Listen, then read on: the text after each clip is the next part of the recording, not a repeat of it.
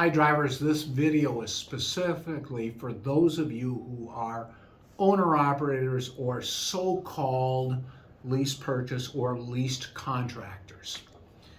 So the DOT has regulations that say there must be a lease with somebody who is a truck owner who is leasing the truck to a trucking company. The regulations use the term authorized carrier. I like the term trucking company better. Also, if you're a lease purchase driver, so-called, or leased driver, you've been naive enough to enter into one of those cons, then the owner-operator lease regulations apply to you also. So if a trucking company or trucking company affiliate in Chicago, the four-truck operation has conned you enough into, and you've been naive enough to accept the con, enter into the con, and they lease you a truck to you, you have to have a lease of the truck back to the trucking company. So there is a lease requirement that where you're leasing a truck to a trucking company, contracting to it, there has to be a written lease and it has to have certain provisions. So the DOT has regulations that say these items must be in a lease of a truck to a carrier that is going to be personally operated by a driver. And so it doesn't prohibit other stuff, but it requires certain things to be in the lease.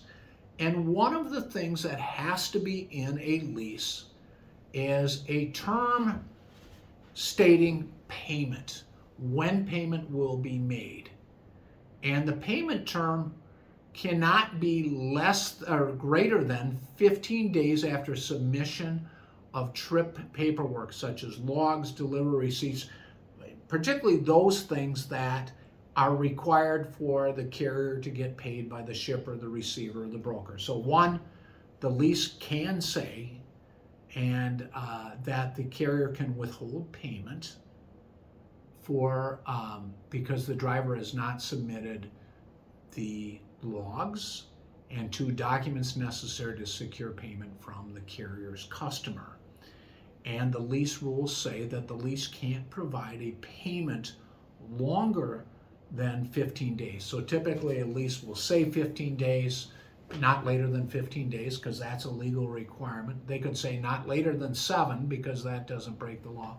But typically they'll say not later than 15 days after submission of trip paperwork and logs that the carrier will pay. That's required to be in there. Now there's another, and that is in 49 CFR 376.12F. If you Google that, you'll find it. Payment period, lease has got to provide a provision not longer than 15 days after submission of trip paperwork and logs.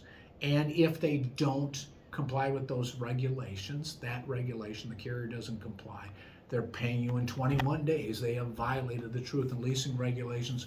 You do have a right to bring a private lawsuit to enforce those regulations. Now, escrow accounts is a whole different matter. The escrow regulations are at 49 CFR 376.12K, and these are escrows with lease contractors or owner-operators.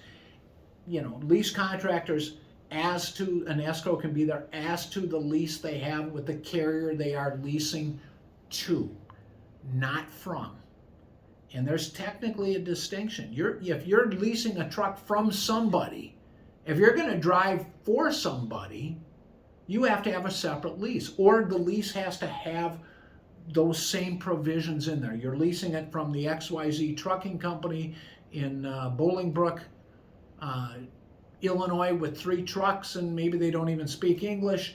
And then if you're leasing it back to them, those provisions have to be in the lease or in a separate lease. You can't lease a truck from somebody without leasing it to somebody unless you've got your own operating authority. Now let's talk about escrows.